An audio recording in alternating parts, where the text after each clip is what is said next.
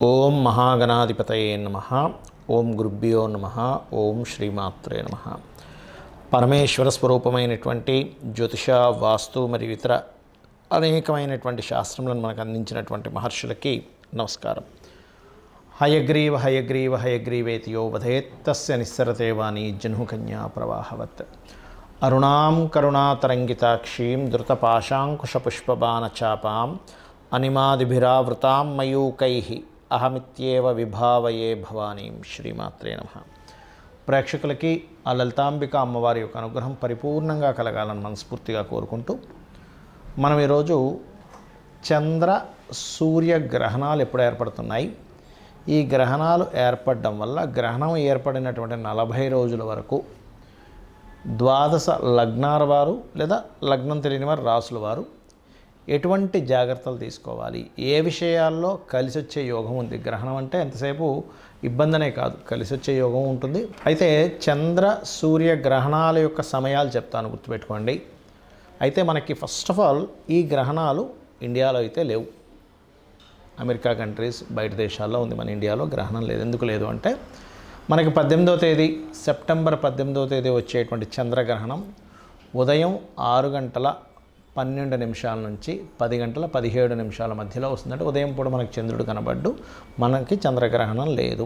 అలాగే సూర్యగ్రహణం కూడా తీసుకున్నట్లయితే 2వ తేదీ అమావాస్య అవుతుంది, ఇది పౌర్ణమి అయితే అది అమావాస్య.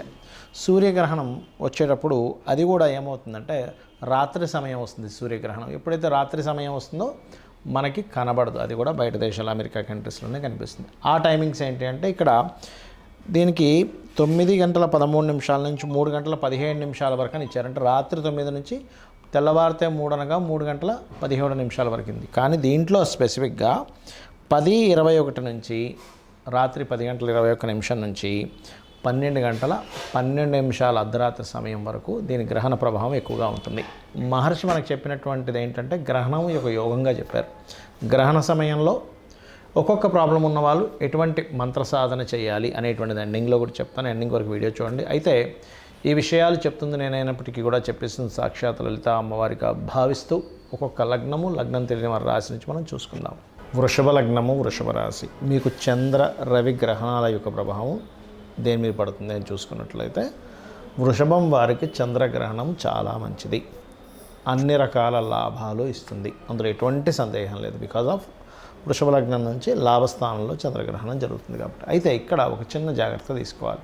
కొంతమంది చూడండి, ఏదో ఆశ చూపించి మీకు ఇంత లాభం వస్తుంది, మీరు 1,00,000 కడతారు, 2 లక్షలు వస్తాయి, 3 లక్షలు వస్తాయని చూపిస్తుంటారు. అటువంటి వాటి జోలికి మాత్రం వెళ్ళకండి. ఎందుకంటే అధిక లాభాలకు అత్యాశకి పోయి కూడా పోగొట్టుకునే ఛాన్స్ ఉంది. అధిక లాభాలు వచ్చే ఉంది కానీ ఇలా షార్ట్ ఈజీ మనీ రూట్ మాత్రం వెళ్ళకండి. ఎందుకంటే ఈ కాంబినేషన్ అటువంటి ఆలోచన ఇస్తుంది. ఎందుకు అంటే ఇక్కడ నెక్స్ట్ మీకు రాబోయేది పౌర్ణమికి ఎప్పుడైతే మీకు చంద్రగ్రహణం అయిపోతుందో అమావాస్యకి సూర్యగ్రహణం వస్తుంది. ఎప్పుడైతే సూర్యగ్రహణం పంచమ స్థానంలో కలుగుతుందో ఇది ఏమిటి అంటే రాజకీయ నాయకులకి, ముఖ్యంగా 2వ తేదీ అమావాస్యకు వచ్చేటువంటి సూర్యగ్రహణం రాజకీయ నాయకులకి తీసుకునే నిర్ణయాల విషయంలోని, ఇప్పుడు సూర్యగ్రహణం మనకి ఇక్కడ ఇండియాలో లేకపోయినా బయట దేశాల్లో ఎవరైతే నివసిస్తారో వాళ్ళు సంతాన సంబంధించినటువంటి విషయాల పట్ల, మరియు చూడండి ఏదైనా ఒక ప్రాపర్టీ తీసుకునేటువంటి అంశాల్లో బికాజ్ ఆఫ్ 4వ అధిపతి కేతువుతో ఉన్నాడు కాబట్టి ఈ విషయాల పట్ల కాస్త జాగ్రత్త వహించాలనేటువంటి చాలా స్పష్టంగా చూపిస్తుంది. మరియు ప్రేమ వ్యవహారాలు, షేర్ మార్కెట్, అదేవిధంగా ఫ్రెండ్స్తోని ఈ వృషభం వారు కాస్త జాగ్రత్తగా ఉండాలి. మరి చాలామంది అంటుంది ఏంటంటే ఈ చంద్రగ్రహణం మనం లాస్ట్ టైం చెప్పుకున్నాం, ఏది రాహు మారేటప్పుడే 9 నెలల క్రితమే, 10 నెలలు దాదాపు అవుతుంది అనుకుంటాం, మనం ఛానల్స్లో చెప్పాం. చంద్రుడు జలరాశుల్లోకి వెళ్తున్నాడు కాబట్టి జల విపత్తులు వస్తున్నాయి అని. అయితే ఈ జల విపత్తులు ఇప్పుడు ఈ గ్రహణంతో పెరుగుతాయా అని అడుగుతున్నారు. ఇక్కడ గుర్తుపెట్టుకోండి, రాబోయే 9 నెలలు వేరే దేశాల్లో జలాలు, అంటే ఇక్కడే కాకుండా బయట దేశాల్లో కూడా ఈ చంద్ర రవి గ్రహణాల వల్ల విపరీతమైనటువంటి వర్షపాతాలు నమోదవుతాయి. దీంతోపాటు మొత్తం ప్రపంచవ్యాప్తంగా ఎప్పుడైతే కుజుడు కర్కాటకంలోకి వచ్చి చూస్తుంటాడో, అదేవిధంగా ఈ రవి కన్యారాశిలోకి తులారాశిలోకి సంచారాలు జరుగుతుందో కొంత ప్రభుత్వం మీద వ్యతిరేక భావాలు కూడా, ఎందుకంటే రవి గవర్నమెంట్కి, నాయకులకి కారకుడు, ఇవి ఇస్తూ ఉంటుంది. కాబట్టి అందులో ముఖ్యంగా ఈ వృషభ రాశి వారికి పంచమంలో ఉంది కాబట్టి కాస్త రాజకీయ నాయకులు మరింత జాగ్రత్తగా ఉండాలి, గుర్తుపెట్టుకోండి. అలాగే సంతానం కాస్త దూరంగా వెళ్ళడం, ఎందుకంటే పంచమ స్థానంలో కేతు ఉన్నాడుగా, కాస్త దూరంగా పంపించేటువంటి అంశాల్లోని గర్భవతులు ప్రత్యేకంగా జాగ్రత్తగా ఉండాలి, గుర్తుపెట్టుకోండి. అయితే మీరు చేయవలసినటువంటి దేవత ఆరాధన ఏమిటి అంటే, మీరు గ్రహణ సమయంలో గణపతి పంచమ స్థానంలో ఉన్నాడు కాబట్టి గణపతిని, సూర్యభగవానుణ్ణి, సూర్యగ్రహణ సమయంలో, ఎందుకంటే చంద్రగ్రహణానికి పెద్ద ఇబ్బంది లేదు, మీ ఇష్టదైవాన్ని చేసుకోవచ్చు, కానీ సూర్యగ్రహణ సమయంలో మాత్రం గణపతిని, సూర్యభగవానుని, విష్ణువుని ఆరాధించండి, అన్ని విధాలా బాగుంటుంది. ఇక్కడ చాలామందికి చాలా ప్రశ్నలు ఉన్నాయి. మరి ఇక్కడ ఇండియాలో లేదు కదా, ఇండియాలో ఉండేవాళ్ళు జాగ్రత్తలు పాటించాలా? ఒకటి గుర్తుపెట్టుకోండి, గ్రహణం అనేటువంటిది మహర్షి మనకి ఒక యోగంగా చెప్పాడు. సో ఎప్పుడైతే యోగంగా చెప్పాడో గ్రహణం అనేటువంటిది మహర్షి, దీన్ని మనం అర్థం చేసుకోవాల్సింది ఏంటంటే, గ్రహణ సమయంలో మనం మంత్ర సాధన చేసినట్లయితే ఒక 3 సంవత్సరాల పాటు చేసినటువంటి జప ఫలితం వస్తుంది మనకి. ఎందుకు? ఒకసారి చేస్తే 1000 సార్లు చేసిన ఫలితం, లేదా పునశ్చరణ చేసినటువంటి ఫలితం. కాబట్టి మొట్టమొదటిగా జపం చేయడానికి ట్రై చేయండి. ఆ సమయంలో మనకి ఇండియాలో లేకపోయినా ఖగోళంలో మనకు ఆ కాంబినేషన్ వచ్చింది కాబట్టి జప ఫలితం ఖచ్చితంగా వస్తుంది. ఒకటి. రెండవది ఏమిటి అంటే, గ్రహణం ఎవరికైతే ప్రభావం ఎక్కువగా ఉందో లేదా ప్రభావం లేని వాళ్ళు కూడా దానం ఇవ్వచ్చు, తప్పేం లేదు. ఏ దానం ఇవ్వాలి అంటే, గోధుమలు 1 కేజీంబావు గోధుమలు, బియ్యము అన్నీ కూడా కేజీంబావు, మినుములు, ఉలవలు ఖచ్చితంగా దానంగా ఇవ్వండి. అది సూర్యగ్రహణానికైనా చంద్రగ్రహణానికైనా. దాంతోపాటు రవి చంద్ర ప్రతిమలు ఇవ్వండి. నాగపడిగ ఉన్నటువంటిది ఉంటుంది, అమ్ముతారు మనకి పూజా సామాగ్రి స్టోర్స్లో. ఆ నాగపడిగా ఒక ఇత్తడి సంబంధించినటువంటిది ఒక చిన్న గిన్నె లాంటిది తీసుకుని దాంట్లో నెయ్యి పెట్టి,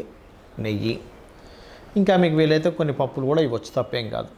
వీటిని ప్రధానంగా మీరు గ్రహణం రోజు కానీ తర్వాత రోజు కానీ మీరు మీకు దగ్గరలో ఉండే ఆలయంలో ఉండే పురోహితుడికి మంత్రసహితంగా ఇవ్వాలి. అంటే గ్రహణ దోష నివారణార్థం అని చెప్పి వాళ్ళు తీసుకుంటారు, ఏదో అక్కడ పెట్టేసి వెళ్ళండి అంటే అలాంటివి పనిచేయవు, గుర్తుపెట్టుకోండి. అదేవిధంగా కొన్ని ప్రదేశాల్లో టెంపుల్స్ ఉండవు, మరి అప్పుడు ఏం చేయాలి? రవి చంద్ర రాహుకేతువుకు సంబంధించిన స్తోత్ర పఠనం చేసుకోవచ్చు. లేదా ఓం సూర్యాయ నమః, ఓం చంద్రాయ నమః, ఓం రాహవే నమః, ఓం కేతవే నమః అని కూడా చేసుకోవచ్చు, అందులో ఎటువంటి సందేహం లేదు. అయితే ఇక్కడ కొంతమందికి స్పెసిఫిక్గా కొన్ని ప్రాబ్లమ్స్ ఉంటాయి. అంటే అలాగా అప్పులు ఎక్కువగా ఉన్నాయి కానీ నా రాశి లగ్నం ఏమీ తెలియదండి, ఆ సమయంలో నేనేం చేయాలి? సూర్యగ్రహణం ఆ చంద్రగ్రహణ సమయంలో అనుకున్నప్పుడు ఓం అపర్ణాయై నమః అనే మంత్రాన్ని త్రికరణ శుద్ధిగా మంత్రం మీదే ధ్యాస పెట్టి మంత్రాన్ని ఆస్వాదిస్తూ చేయండి. ఖచ్చితంగా మీకు ఉండేటువంటి అప్పుల బాధలు, మీకు కొత్త అవకాశాలు వచ్చి ధనం అభివృద్ధి పెరిగి అప్పులు తీరుతాయి. నాకు అప్పులు లేవు కానీ ధనాభివృద్ధి కావాలండి అంటారు కొంతమంది. అలాంటి వారు చాలా నామాలు ఉన్నాయి, లలిత సహస్రనామాల్లో 2 చెప్తాను చూడండి. ఓం సంపత్కరీ సమారూఢ సింధుర వ్రజసేవితాయై నమః. అదేవిధంగా ఓం ధర్మాధ్యక్ష ధనాధ్యక్ష ధన ధాన్య వివర్ధినియై నమః. ఈ 2 చేసుకోవచ్చు. ఉద్యోగం రావట్లేదు, దీనికి కూడా చాలా ఉన్నాయి కానీ 2 చెప్తాను. ఏమిటంటే అవి ఓం శ్రీమాత శ్రీ మహారాజ్ఞి శ్రీమత్ సింహాసనేశ్వరి నమః, ఓం మాణిక్య మకుటాకార జానుద్వయ విరాజితాయై నమః. ఈ 2ట్లో ఏది చేసుకున్నా మీకు ఉద్యోగ ప్రాప్తి కలుగుతుంది. మరి అనారోగ్య సమస్యలు ఉన్నాయండి, క్రీం అచ్యుతానంత గోవింద లేదా ఓం సర్వవ్యాధి ప్రశమని సర్వమృత్యు నివారిణి అగ్రగణ్య అచింత్య రూప కలికల్మషనాశిని. దీనికి లలిత సహస్రనామాల్లో ఒక లైన్ చదివి మళ్ళీ ఈ మంత్రం పెట్టి మళ్ళీ ఒక లైన్ చదివి అలా కూడా చేస్తారు. అంటే అలాగా ఓం శ్రీమాత శ్రీ మహారాజ్ఞి శ్రీమత్ సింహాసనేశ్వరి సర్వవ్యాధి ప్రశమని సర్వమృత్యు నివారిణి శ్రగ్ని, అలా అంటే ఒకసారి ఒక లైన్ చదువుతారు, మళ్ళీ మధ్యలో ఇది పెడతారు, మళ్ళీ అలా దాన్ని సంపుటీకరణ అంటారు. అలా చేస్తే కూడా చక్కటి ఫలితాలు వస్తాయి. అదేవిధంగా మరి కొంతమందికి వారికి ఏంటంటే మానసికంగా ఇబ్బందులు కానీ లేకపోతే పని మధ్యలో ఆగిపోతూ ఉంటుంది. అలాంటప్పుడు అంటే సగంలో ఆగిపోయిందండి, సగం పనే ఆగిపోయింది అంటూ ఉంటారు, అన్నీ సగమే అవుతుంటాయి వాళ్ళ లైఫ్లో. అలాంటి వారు ఓం అష్టమీ చంద్ర విభ్రాజ దళిక స్థల శోభితాయై నమః. ఇది చేసుకోవచ్చు హ్యాపీగా.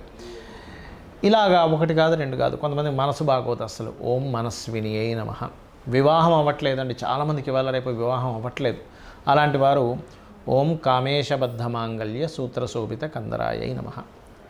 లేదండి వివాహం అయింది కానీ మా ఇద్దరి మధ్యన సరైనటువంటి సామరస్యం లేదు, ఎప్పుడు గొడవలు, విడిపోతామేమో అని అనిపిస్తుంది, మాటిమాటికి చికాకులుగా ఉంది, మా ఇద్దరి మధ్యన పెళ్ళైన రోజు నుంచి ఇబ్బంది ఉంది అనుకునేటువంటి వారు సింపుల్గా ఏం లేదు, ఓం శివకామేశ్వరాంకస్త శివ స్వాధీన వల్లభాయే నమః చేసుకోవాలి. మరి ప్రతి పని ఆటంకాలు అవుతుంది, నాకు భగవంతుడు అనుగ్రహం లేదేమో, ప్రతిసారి నాకు ఏదో ఒక ఆటంకం అవుతుంది అన్నప్పుడు ఓం గణేశాయ నమః చేసుకోవచ్చు. లేదా ఓం కామేశ్వర ముఖాలోక కల్పిత శ్రీ గణేశ్వర ఈ నామం చేయడం వల్ల గణపతి యొక్క అనుగ్రహము, అమ్మవారి యొక్క అనుగ్రహము మరియు ఆ పరమేశ్వరుడి యొక్క అనుగ్రహం కూడా కలుగుతుంది. ఇలాగా మనం ఒక్కొక్క దానికి ఒక్కొక్కటి చూడ్డానికి నామాలే కానీ చాలా గొప్పగా పనిచేస్తాయి. ఇవి ఒకటే కాకుండా శ్రీమాత్రే నమః చేసుకోండి. ఎంత నోరు తిరగదండి. శ్రీమాత్రే నమః శ్రీమాత్రే నమః అని మనసులో చేసుకోండి. మనసులో దాన్ని ఎలా అంటే ఇక్కడ ధ్యాస పెట్టి ఆ మంత్రం ఇక్కడ నుంచి పలుకుతున్నట్టుగా చేయాలి. అలా కాదండి నాకు విష్ణు అంటే ఇష్టం అంటారా, ఓం నమో నారాయణాయ చేసుకోవచ్చు. లేదండి నాకు వెంకటేశ్వర స్వామి అంటే ఇష్టం అంటారా, ఓం నమో వెంకటేశాయ చేసుకోవచ్చు. ఓం మహాగణాధిపతయే నమః చేసుకోవచ్చు. ఇలాగా 1-2 కాదు, ఏమైనా చేసుకోండి. కానీ మనసుని అలా లగ్నం చేస్తూ మరి పట్టు స్నానము విడుపు స్నానము కూడా చేయొచ్చు. మనకి ఇక్కడ గ్రహణం లేకపోయినా చేయాలి. అలాగే నేను బయట దేశాల్లో గ్రహణం ఉంటుంది కాబట్టి బయట దేశాల్లో ఏ రాసుల వాళ్ళకి అయితే సంతాన సంబంధించిన విషయాలు జాగ్రత్త పడాలో చెప్పాను, ఆ విషయాలు జాగ్రత్తగా ఉండండి 40 రోజులు. అదేవిధంగా దర్భ మనకి తినేటువంటి పదార్థాలు గ్రహణానికి ముందు దర్భ వేస్తారు. అలా దర్భ ఖచ్చితంగా వేయండి. ఇవి గనక పాటించినట్లయితే గ్రహణం అనేటువంటి దాన్ని ఒక యోగంగా భావిస్తూ మీరు చేసినటువంటి మంత్రము ఒకసారి చేస్తే 1000 సార్లు చేసిన ఫలితం రావడం వల్ల మీ పాపకర్మ దగ్ధమవుతుంది. అయితే ఒక్కటి గుర్తుపెట్టుకోండి, జపం చేసేటప్పుడు ఖచ్చితంగా పంచె కట్టుకోండి. షార్ట్స్ మీదో ప్యాంట్ల మీదో చేయకండి. అలా కుట్టిన వస్త్రం కట్టుకోవడం వల్ల అది దిగంబరంగా చేసినటువంటి ఫలితం వస్తుంది. కాబట్టి దయచేసి ఇది పాటించండి. శ్రీమాత్రే నమః.